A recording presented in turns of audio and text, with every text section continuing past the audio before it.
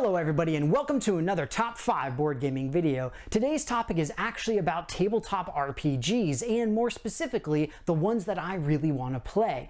So I've been playing tabletop RPGs for a decent number of years, but the actual scope of games that I've played is relatively small. So there's a lot of other ones out there, and through my channel as well as through talking with other gamers that I've played with or seen on discussion forums, all that stuff, I've amassed a huge list of a bunch of different systems and styles and places and things that I want to try out. And I wanted to share my personal top 5. These are games that I either want to play more of or that I really want to play that I never have before. And so of course, as always, I'm curious what you guys have to say as well. Let this be your time to say, I want to play this, I want to play that, I want to play the other. Of course, if you're still stuck in quarantine, this is kind of nice because you can hop into Roll20, hopefully find a game or some other thing. Maybe you can do Tabletop Simulator, whatever it is, and maybe this will be a fun way for people to find groups. But that being said, we're going to jump right in with my number 5. At number 5, I've got HeroQuest. This is one of the oldest RPG systems that are out there, and it's also one of the most versatile, and that's part of why I want to play it. I've played something very similar called GURPS, which is from Steve Jackson Games, where the idea is that you can adapt HeroQuest to any setting, any group, any role, anything that you want to do. And the fact is that it is one of the most popular game systems out there, mostly because it is simply so malleable. The thing is that it's lower on my list just because it doesn't really have anything specific drawing me towards it other than its sheer malleability and the fact that it's a popular one. But still, it seems like it's really interesting. I liked the way that GURPS handled things, so I'm curious to see how HeroQuest does it as well. And with all that, it is my number 5. At number 4, I've got Dark Heresy. That's right, folks, we're talking about 40K.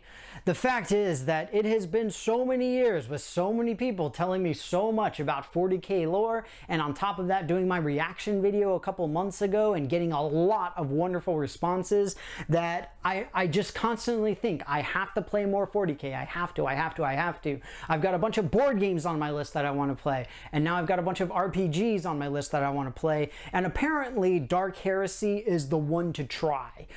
I have no idea about it. If you guys have a better suggestion for a 40K RPG system, please let me know what it is, but I would be really curious to play it. I think that it would be a good way to introduce myself to a bunch of the lore in the 40K universe and all that kind of thing as well. But it is low on the list because it is still very, very intimidating. Either way though, Dark Heresy, my number 4. At number 3, I've got The Burning Wheel. This is a game that I've actually played and is one of the most popular RPG systems out there. Effectively, this is a relatively unique one in that it has what's called a life path, where from birth up until the point where you start playing your character, a bunch of different stuff is happening. And you can succeed, you can fail, you can stumble and bumble and fall, or you can be like, yay, I win, I did the thing. And so it gives your character some unique, innate backstory, even as you're getting to the point of playing.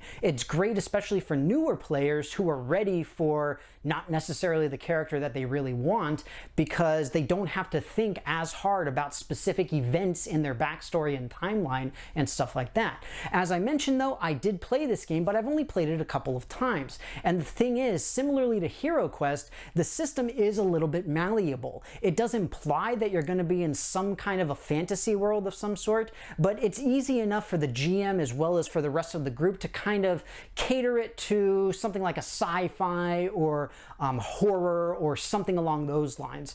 You can tweak some of the flavor text and stuff along those lines.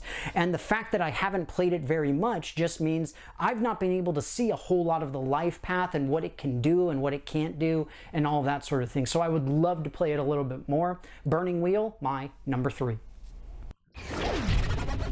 At number 2, I've got Gumshoe. This is one that was actually suggested on my channel that I had never heard of before, but it is one that I really need to play. It's all about solving mysteries and crimes and all of this kind of thing using logical deduction and reasoning, which I love. I absolutely adore these types of games, and one of the greatest things about the Gumshoe system is that, from what I've read at least, it seems like you can kind of cut it out and paste it into other RPG systems so that you you have kind of a subset where, for example, in Call of Cthulhu, you can use a gumshoe type system for a murder investigation or stuff like that. So it's kind of cool in that it has that malleability in terms of using the mechanics in order to have puzzle solving and mystery solving and all that sort of thing. But either way, I've never used it before and I would absolutely love to. Gumshoe, my number 2.